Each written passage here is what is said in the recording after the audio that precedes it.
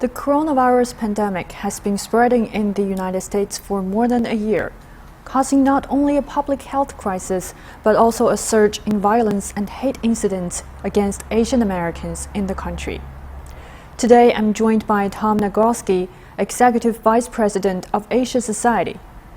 Good afternoon, Mr. Tom Nagorski. I watched some online seminars on the Asia Society's YouTube channel, and there was one event that you presided almost a year ago, which talked about coronavirus and racism.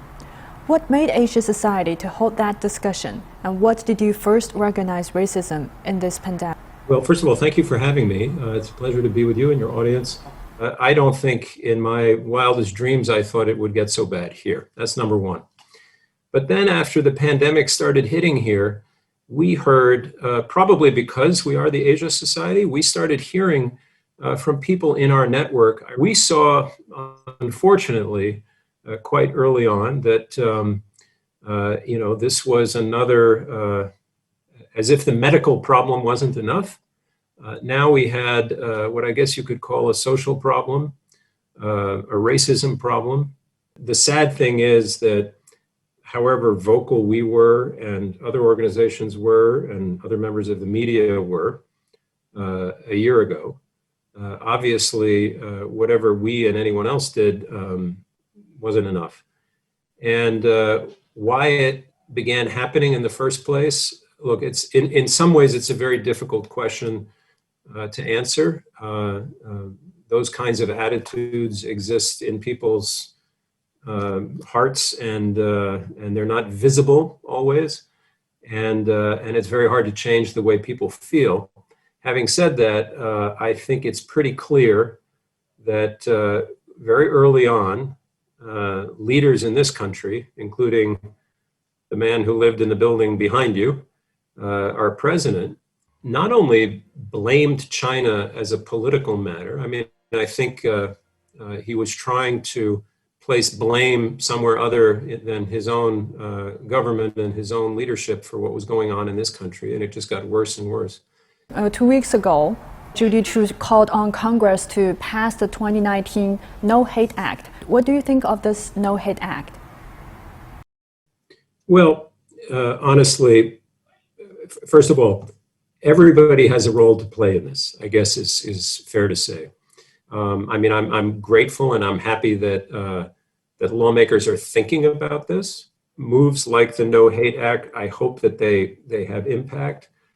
Again, I'm glad to hear President Biden raising his voice. I'm glad here in New York, where I live, our mayor, Bill de Blasio, has been vocal about this.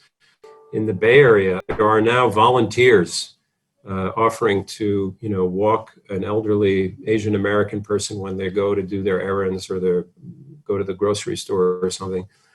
And on the one hand, it's terrible that that's necessary or that anybody even thinks it's necessary.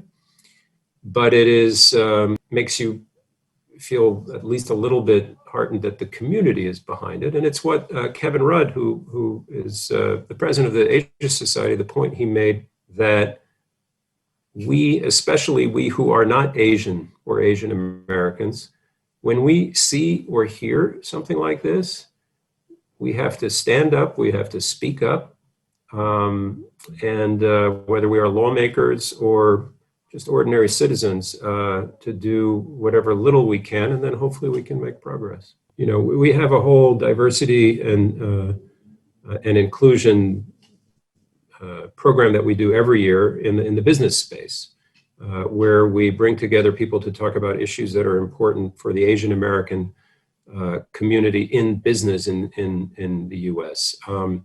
Multiple times, I can't list them all, when this issue has come to the fore, we have either on our social media platforms or our actual online events. And the conversation we're having internally is really your question. What more can we do?